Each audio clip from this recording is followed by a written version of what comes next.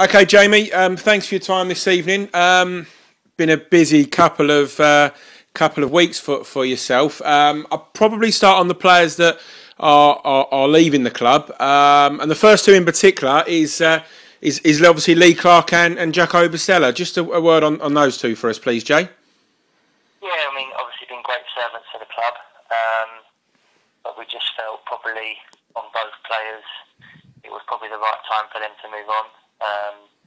Jack has been excellent for us, but we just felt the last couple of seasons, injuries have probably took his toll on him a little bit, and we're not getting as many games out of him as we would have liked. The ability's there, but for a club like us, we need players that can play 40-odd games a season, and we just felt that that wasn't the case over the last 2 years. And with Clarkey, we felt that with Curtis going, the travelling for him, getting in the mornings would be more difficult, and it would cost more money for him, and we couldn't give him more money than he was already getting. And I think his business took off as well, so he couldn't get in as much during the morning. So we've left on good terms with him, and he's done well for us since I've been here and been a good captain. So it's sad to see the players go because they've both done well, but you have to move on, and that's what we felt was the right time to do it. Yeah, and then obviously three players that are left the club of their own choice. Curtis Caffrey, Blaine Hudson to a certain degree. I know he was obviously on loan from Cambridge, and then obviously today the news that Ross Lafayette isn't signing for next season. Just explain them three for us, Jay. Yeah, I mean with Curtis we offered him a new deal, and in fairness to him, when you look at his package that we offered him, it was a bit more money, but for him travelling from Peterborough to us 3 mornings a week, he was nearly ended up being out of pocket, and he wanted to go full time if possible, and for him, he'd done well a few times when AD had been there, so we sort of tried to help him out as well because we felt that he deserved that, and AD was interested and obviously paid a fee for him. With Blaine, it was similar sort of circumstances. We probably would like to have kept him, but the money we could have offered him would have been pointless in travelling from where he was. So we knew towards the end of the season that he wouldn't be staying with us, and that he would be looking to go somewhere where we could relocate and get the type of money you would need. And obviously today with Roscoe, we're disappointed with that. As people know, we offered him a good deal in our eyes, and we'd shook on it and been done, and we left it at that because we felt it was done, and maybe that's something that I've got to look at myself, maybe being a bit too trusting and should have got it done earlier, but I felt that you could trust players, but I can see why Roscoe's gone. It's a massive club, and he wants to play in the league, and he's been offered a very good deal to go full time, which was needed with his job and us. So he's not gone for peanuts. So this is disappointing that we couldn't get a fee for him, because I felt we'd done enough work with him over the 2 years to get to where he is as a player, and it's just disappointing we've got nothing for it. I wish him well, all three of them. Yeah, of course. Yeah, I was going to say at the time of you sort of the handshake with Ross, did you know that Luton were interested? No, I mean, when the season finished and we identified who we wanted to keep, and Roscoe was obviously one of them. So, we made an offer, and Roscoe was keen to sign. He had a few issues he had to sort out with work because he was getting a new job, which was fine. We was relaxed about it because we didn't need to feel threatened. And it's only the last 10 days that Luton have showed any real interest in him, and obviously we tried to get the paperwork done, but for reasons he didn't come in and sign, and obviously we knew why. Yeah, of course. So looking on the other side of the coin, we'll go through them briefly. Today we announced that Callum McNaughton was signing, and also the other sort of centre back as well was Zach Fagan. Just talk us through those two players, Jay. Yeah, I mean Zach has got good pedigree. He played at Arsenal. We watched him a few times last year in the 21s, and we had some feedback from Arsenal about him. Good lad, wants to listen and learn. still got to learn the game, and it's going to be a big step up for him playing men's football and a different type of football. But you know, that's what pre-season's about. We've got to set it right and hopefully get him used to the conference style of play. Callum's a little bit different. He's played at conference south level, Bishop, and played for Wimbledon and other clubs, so he knows his level.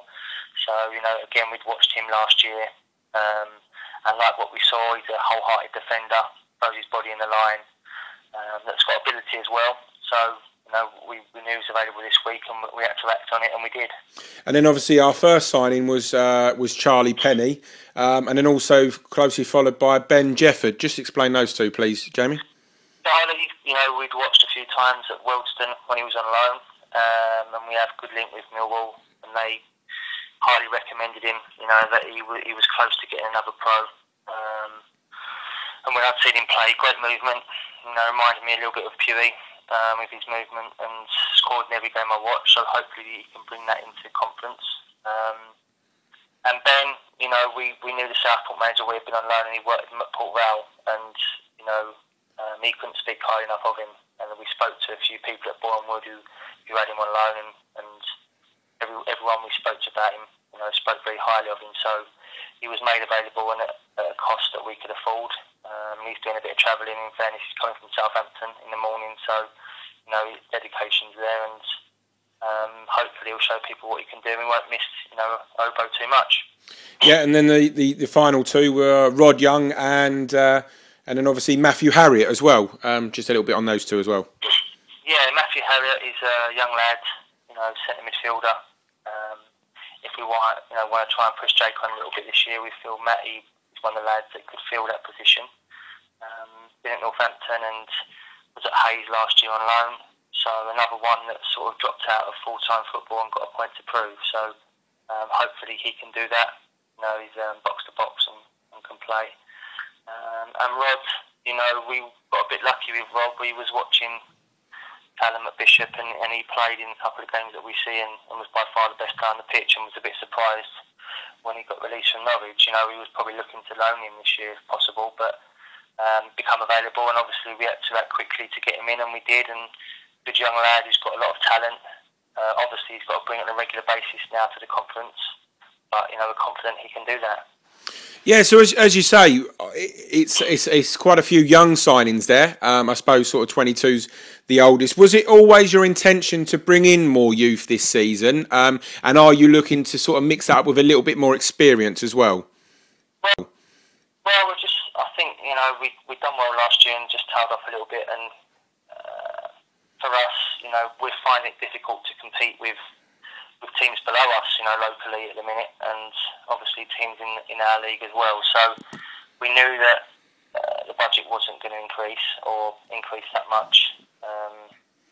So with what we had to keep a bit of experience, but add hungry young players that we feel can play at this level and want to listen, learn and develop, and obviously make them better players.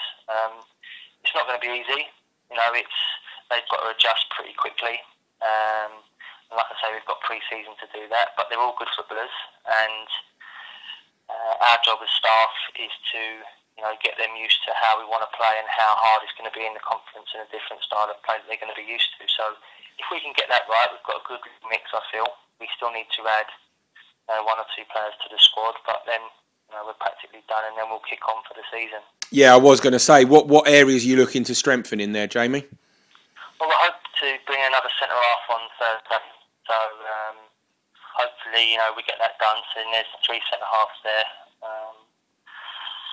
One who's a little bit older, not much older, but got a lot more experience. He's played 40-odd games last year in the conference. So if that's done, it's another centre-half, and we've got 3.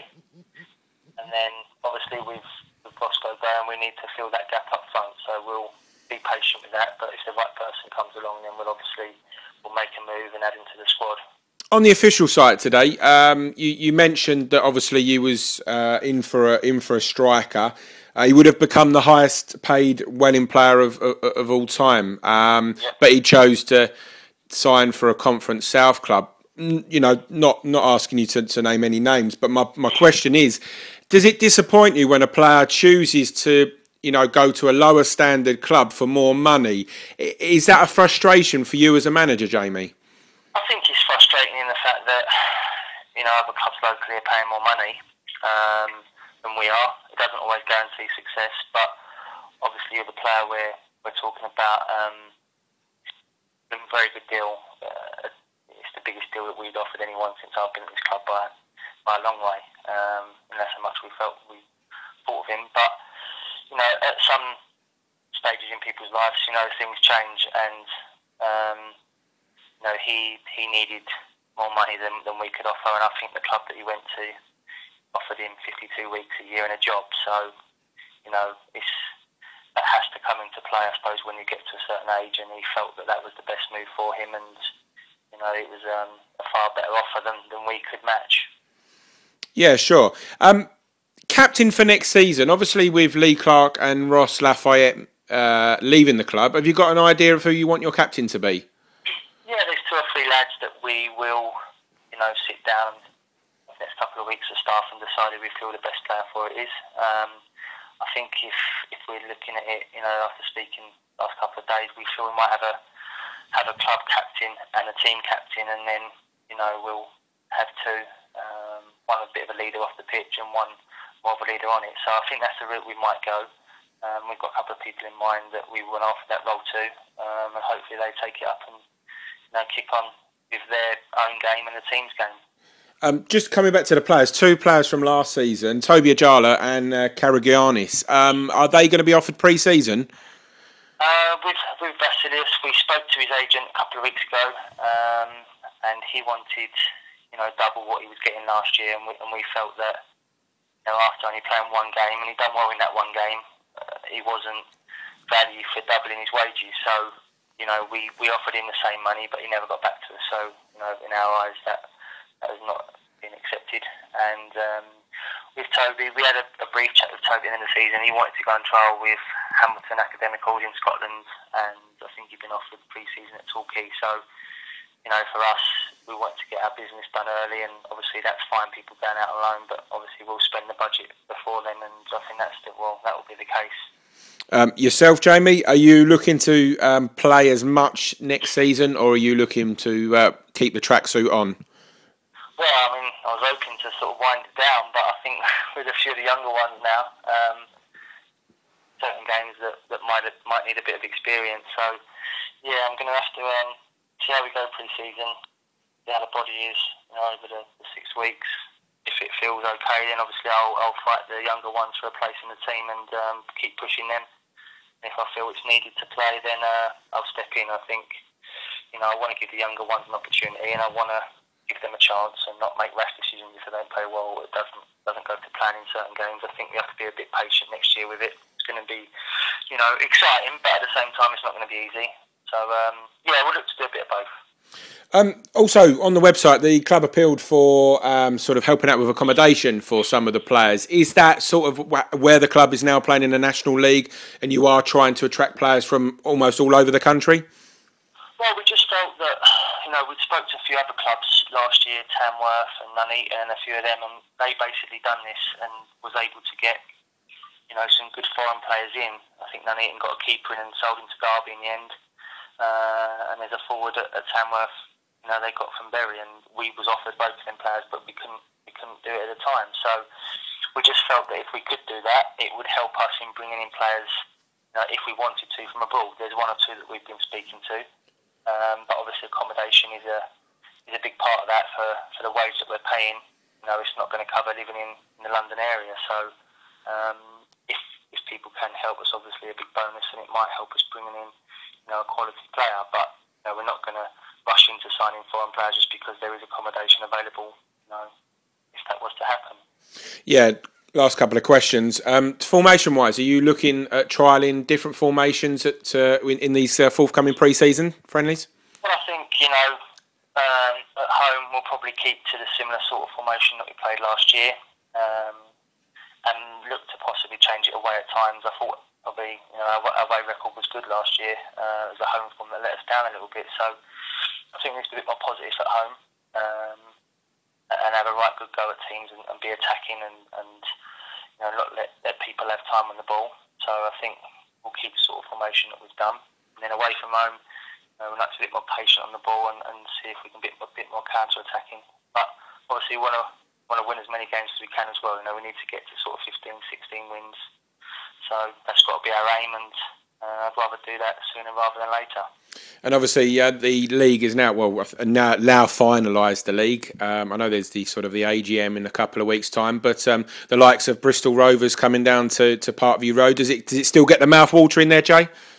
Yeah, it's a fantastic league. When you see your Bristol Rovers and your Torquays, and it's a league that you want to be in, and not disrespectful to anyone in the Conference South, but once you've had a taste of the conference, you don't want to come out of it, but it's hard. It's a tough league and takes no prisoners. So we know it's not going to be easy now. A bit more patient on the ball and see if we can be a bit more counter-attacking. But obviously we want to win as many games as we can as well. We need to get to sort of 15, 16 wins. So that's got to be our aim, and I'd rather do that sooner rather than later. And obviously, the league is now now finalised. The league. I know there's the sort of the AGM in a couple of weeks' time, but the likes of Bristol Rovers coming down to Parkview Road. Does it still get the mouth watering there, Jay? Yeah, it's a fantastic league. When you see your Bristol Rovers and your Torquays, and it's a league that you want to be in, and not disrespectful to anyone in the Conference South, but once you've had a taste of the conference, you don't want to come out of it, but it's hard. It's a tough league and takes no prisoners. So we know it's not going to be easy. And our priorities from last year have not changed for this year. We've got some good young players, but we want to finish as high as we can. But that's got to be start again of getting 50 points or 55 points. That's the aim first of all, and it's not going to be easy. Like I said before, it's going to be a bit of a challenge this year. Hopefully the young lads, adapt to it straight away and crack on, and it's not a problem. But there's going to be ups and downs and losses of form with the younger ones. So, it's going to be exciting. But I think we need to realise where we are as a club and what the aim is at the start of the season, and not get carried away and reach that target first before assessing what we can and can't do, further on in the league.